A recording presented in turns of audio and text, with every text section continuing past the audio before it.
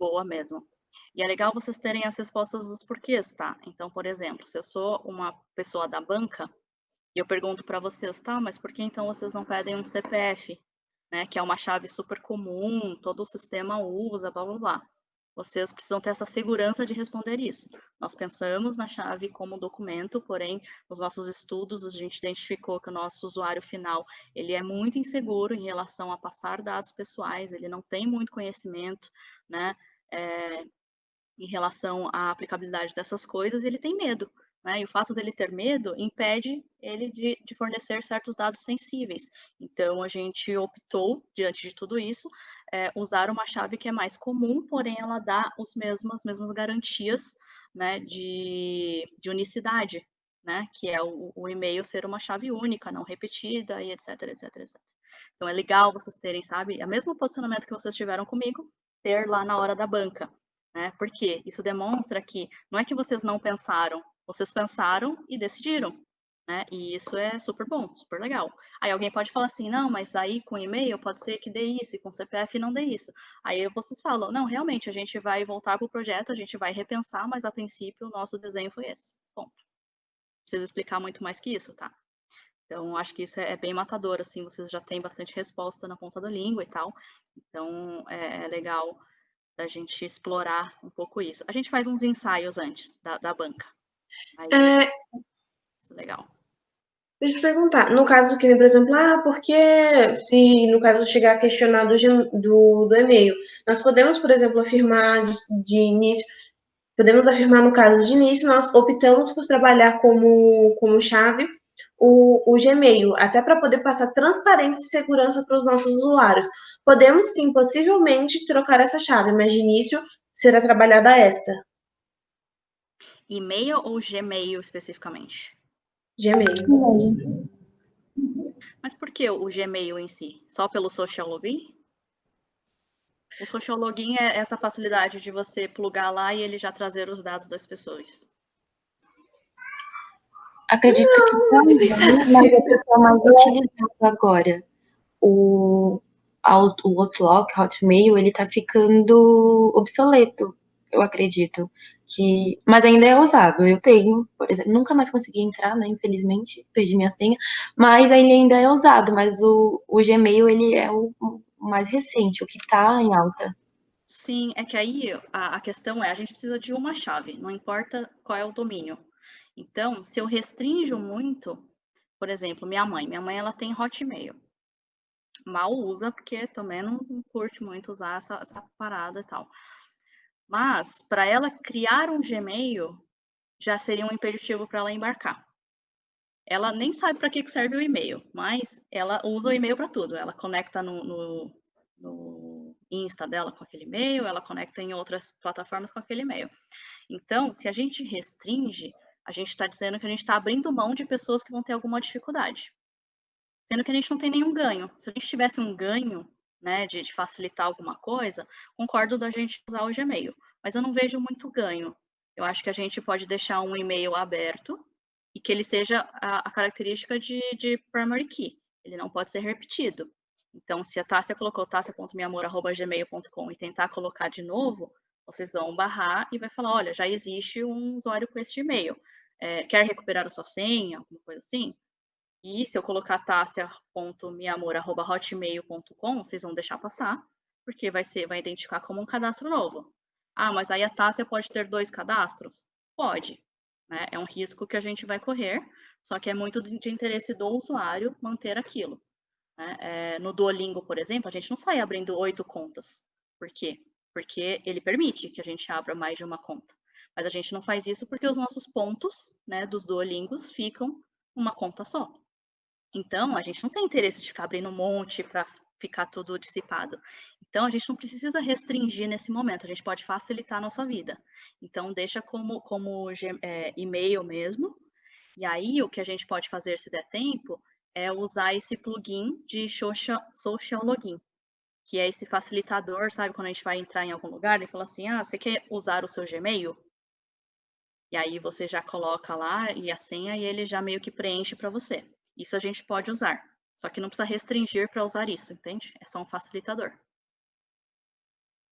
Eu uso bastante do Facebook. Na verdade, eu só uso o Facebook para usar social login. Eu tenho um monte de coisa pendurada nele, mas o Face eu não uso propriamente dito. Mas eu acho que é um facilitador usar o social login. Eu acho que a gente pode usar a mesma coisa, sabe? Usar o Gmail como social login, coloca lá o Gmailzinho bonitinho, mas não precisa restringir qual domínio de e-mail o usuário vai usar. Pode ser? Senão é mais validação que a gente tem que fazer e acho que não vai dar tempo, não. Pergunta de modelagem aqui. Na parte de formação e faculdade, a gente vai deixar um campo livre ou a gente vai trazer dados pré-fixados para validar? A ideia seria trazer dados pré-fixados, porque nós temos os profissionais que nós queremos têm uma formação específica. Que, por exemplo, não dá para entrar um profissional de direito. Porque no caso ele não está, por exemplo, cursando uma faculdade que ensine o lecionamento de que lecione algum tipo de matéria, como, por exemplo, alguém que esteja se formando em pedagogia ou até mesmo literatura, esses já entram porque eles estão tendo domínio sobre aquela determinada matéria. Uhum. Isso também implica no desenvolvimento dos nossos usuários, porque se a gente não coloca uma pessoa que tem um aprofundamento sobre aquela determinada área, acaba implicando na apresentação do conteúdo quanto do desenvolvimento do usuário. Tá bom. Então eu vou ter lá meia dúzia de itens num drop-down. Seria alguma coisa assim. Tá.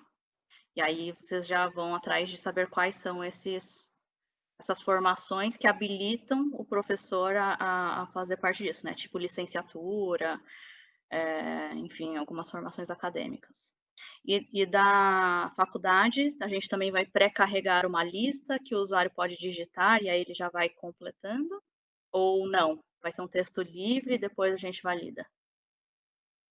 Então, se nós pré-definirmos a faculdade, a gente vai acabar economizando tempo no sentido que, se a pessoa for colocar o nome da faculdade, a gente vai ter que ir atrás, verificar se a faculdade existe, para cadastrar ela ainda no sistema. A gente pode fazer essa pesquisa dos cursos da faculdade e quais são as faculdades, e fazer esse cadastramento. Tá bom. Deve ter, aí é um to-do aí para vocês, tá? Deve ter algum banco de lista de faculdades nacionais. Em algum lugar deve existir algum banquinho de dados atualizado das faculdades existentes, faculdades e universidades, né? Gente, só um minutinho.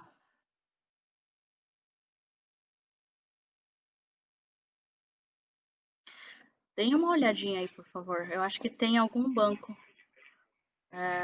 que tenha essa lista, e aí a gente carrega. Acho que é um facilitador mesmo, acho que é legal. Pode ser eu acho que um drop-down é ruim, nesse caso. Da formação, ok, porque são poucos itens, mas da faculdade é ruim, porque são muitos, né? Hoje tem faculdade de tudo, né? Então, seria legal alguma coisa tipo autocomplete, assim, sabe? Tipo, universidades são, e aí já preencher o São Paulo, né? Assim por diante. E se complicar muito a nossa vida, a gente faz um listão mesmo, não tem problema.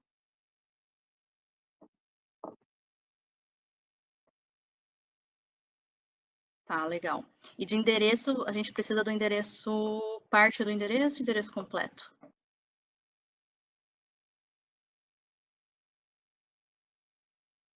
O endereço eu estava pensando só inicialmente fornecer no caso o CEP ou o nome da rua. A gente vai fazer o que mesmo com essa informação? Pode falar, Rô. O endereço a gente pode colocar só o CEP e o local mesmo da sua localidade, na cidade, porque eu acho que o CEP ele não é um número que ele pode ser repetitivo, tipo, na outra cidade pode ter o mesmo CEP ou não.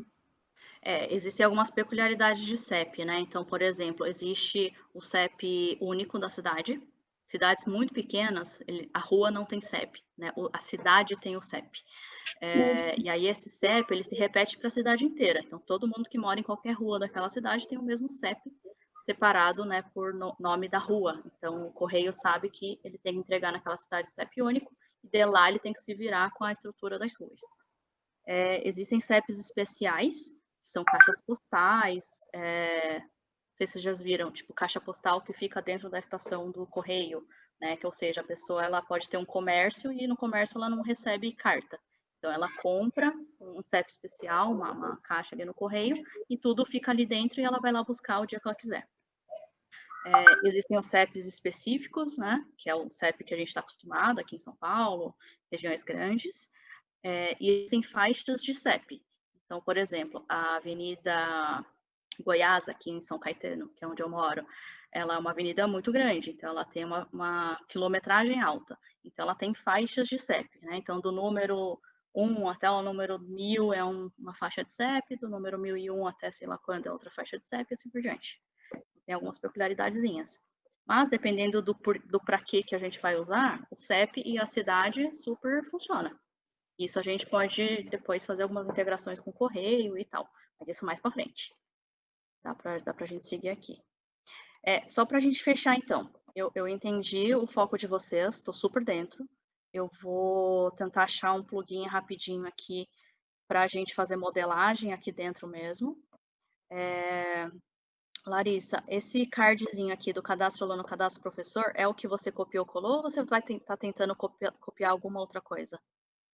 Então, eu tirei um print porque eu não consegui copiar. Aí a ideia, eu vou refazer ele aí dentro. Eu vou, aproveitando que já tá a imagem, só vou pegar os dados, só vou copiar tudo de novo. Que a gente consegue fazer puxar setinhas, a gente conseguir editar. Que nesse não tem como editar devido a ser imagem. Ah, entendi. Não, beleza. Deixa eu pensar aqui se a gente tem.